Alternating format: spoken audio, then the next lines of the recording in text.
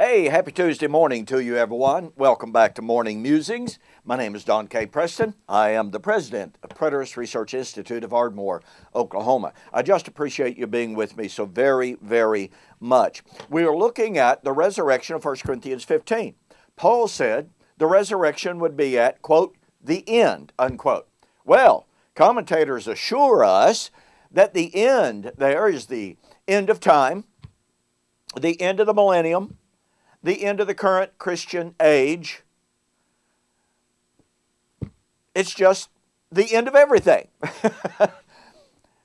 But you see, the point of fact is, the Bible absolutely nowhere teaches or predicts the end of time.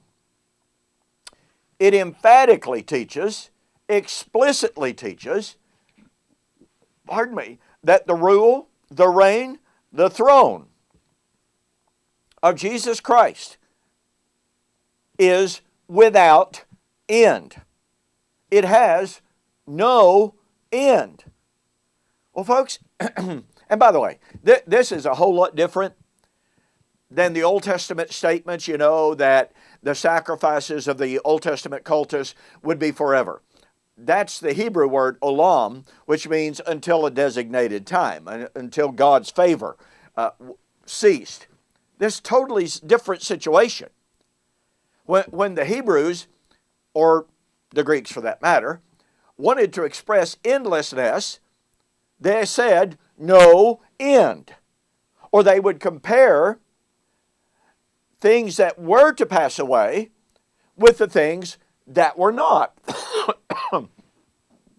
So when we're talking about Christ's rule, Christ's reign, Christ's rule on His throne being without end, Luke 1:32-35, for instance, then we have a totally different ballgame.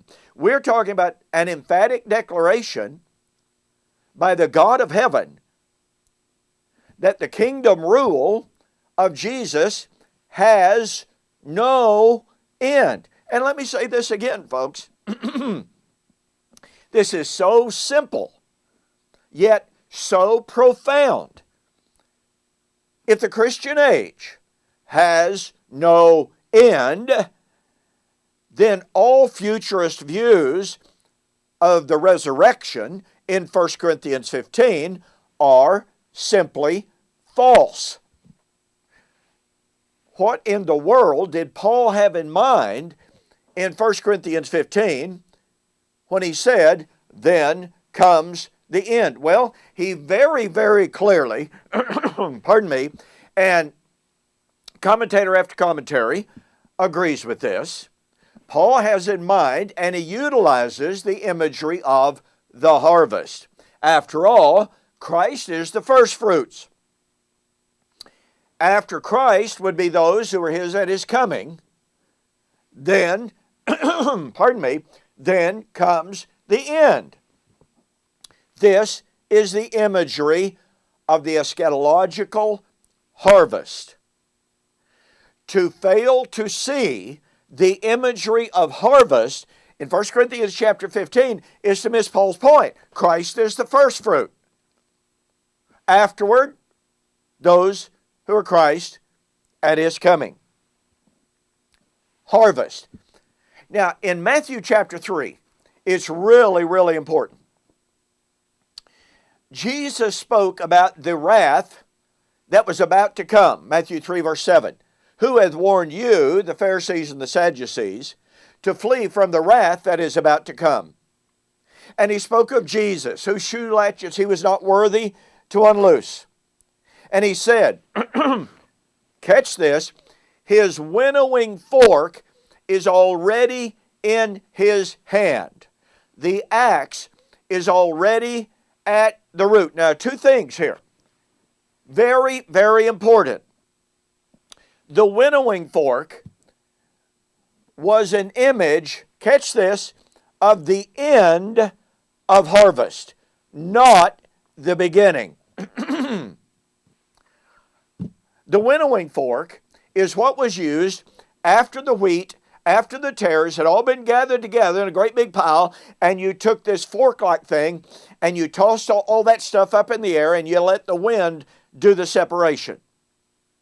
The image of Jesus having the winnowing fork in his hand was an indication that the end time harvest had arrived.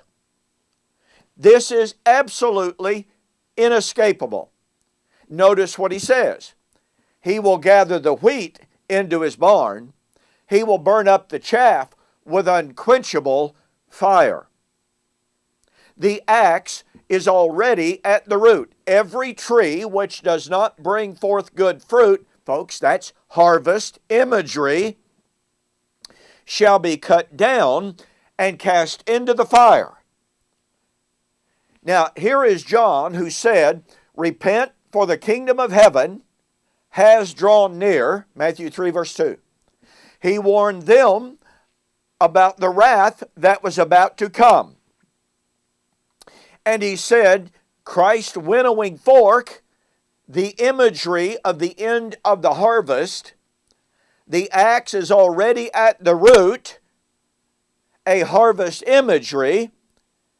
We have John expressing the imminence of harvest over and over again. Now, was Paul talking about a different harvest in 1 Corinthians 15, of which Christ was the first fruit, anticipating the end? Is that a different harvest from that which John said had drawn near, was about to come? That Christ already had the winnowing fork in his hand?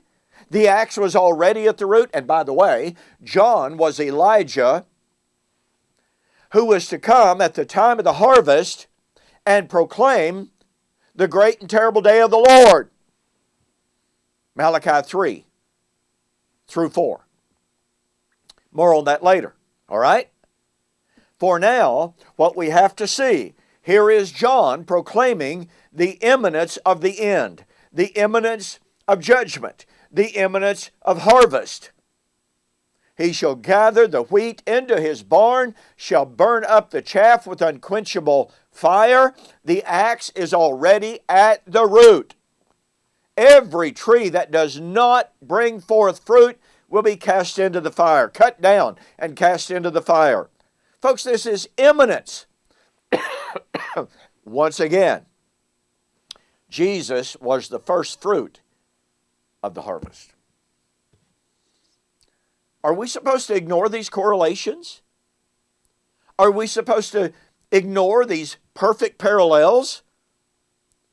The fact that Jesus was the first fruit demands that the harvest had begun. So are we supposed to believe that the harvest had begun with Jesus but has not taken place 2,000 years later, and Jesus was the first fruit of the resurrection at the end of the Old Covenant age, but the harvest will occur at the end of another age? Makes no sense whatsoever. If you want a discussion of the harvest and John and Jesus, get my book, Who Is This Babylon? Go to my website, donkpreston.com, BibleProphecy.com, order the book. Be sure to include a note that says you saw the offer on YouTube or Facebook, and I'll refund your shipping, saving you $5. Now, we're going to do another video on the harvest. Very, very important stuff. You don't want to miss it, so we'll see you on the flip side.